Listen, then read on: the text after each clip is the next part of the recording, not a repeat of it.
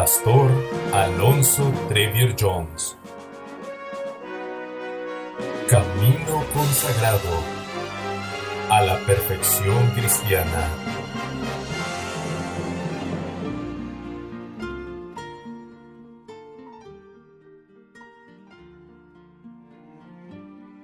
Capítulo 1. Un sacerdote tal. Así que, la suma acerca de lo dicho es: tenemos tal sumo pontífice, que se asentó a la diestra del trono de la majestad en los cielos, ministro del santuario y de aquel verdadero tabernáculo que el Señor asentó y no el hombre. Hebreos capítulo 8, versículos 1 y 2. Esta es la suma, o esencia, del sumo sacerdocio de Cristo, tal como presentan los primeros 7 capítulos de Hebreos. Dicha suma, o resumen, no es simplemente el hecho de que tengamos un sumo sacerdote, sino específicamente que tenemos un tal sumo sacerdote.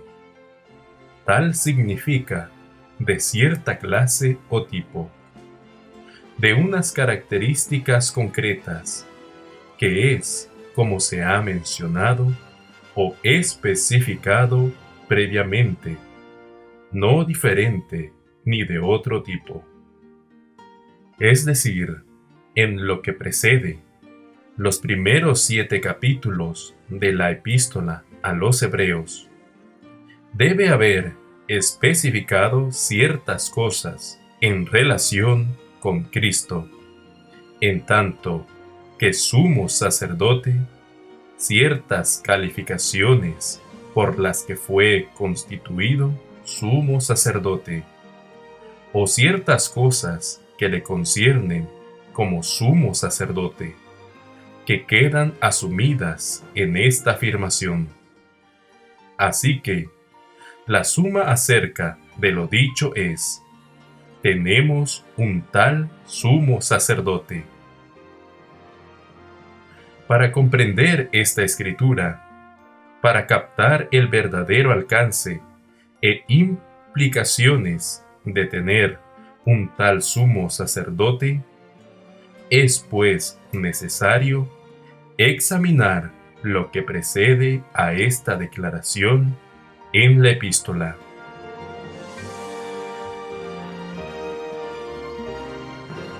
La totalidad del capítulo 7 está dedicada al estudio de ese sacerdocio. El capítulo 6 concluye con la idea de su sacerdocio. El 5 está dedicado casi íntegramente a lo mismo. El 4 termina con él, y el 4 capítulo no es sino una continuación del 3, que empieza con una exhortación a considerar el apóstol y sumo pontífice, sumo sacerdote de nuestra profesión, Cristo Jesús. Y eso, como conclusión de lo que se ha expuesto con anterioridad. El 2 capítulo termina con la idea de Cristo como misericordioso y fiel pontífice. Y una vez más, también a modo de conclusión, de cuanto lo ha precedido en los primeros 2 capítulos, ya que, aunque haya 2 capítulos, el tema es el mismo. Lo comentado muestra claramente que por sobre cualquier otro, el gran tema de los primeros 7 capítulos de Hebreos es el sacerdocio de Cristo, y que las verdades allí enunciadas sean en una u otra forma. No son más que diferentes presentaciones de la misma gran verdad de su sacerdocio. Resumido todo ello en las palabras, tenemos tal pontífice. Por lo tanto, habiendo descubierto la verdadera importancia y trascendencia de la expresión, tenemos tal pontífice, lo procedente es comenzar desde el mismo principio, desde las primeras palabras del libro de Hebreos, y mantener presente la idea hasta llegar a la suma acerca de lo dicho, fijando siempre la atención en que el pensamiento central de todo cuanto se presenta en esta expresión tal pontífice, y que en todo cuanto se dice el gran propósito es mostrar a la humanidad que tenemos un sumo sacerdote tal, por plenas y ricas que puedan ser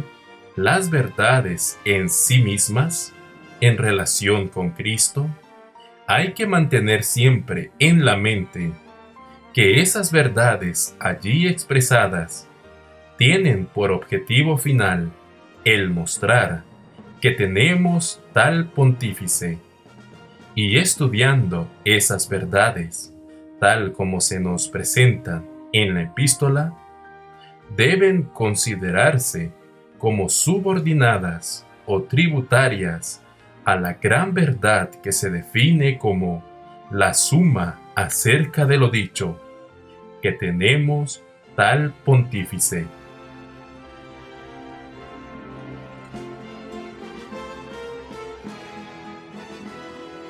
En el segundo capítulo de Hebreos, como conclusión del argumento presentado, leemos: por lo cual debía ser en todo semejante a los hombres, para venir a ser misericordioso y fiel pontífice de lo que es para con Dios.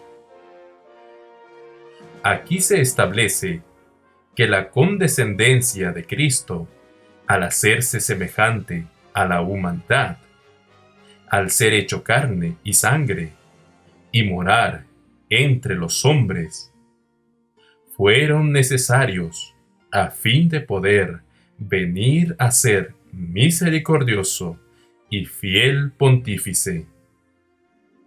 Ahora bien, para poder apreciar la magnitud de su condescendencia y cuál es el significado real de su estar en la carne como hijo de hombre y como hombre, es necesario primeramente saber cuál fue la magnitud de su exaltación como hijo de Dios y como Dios.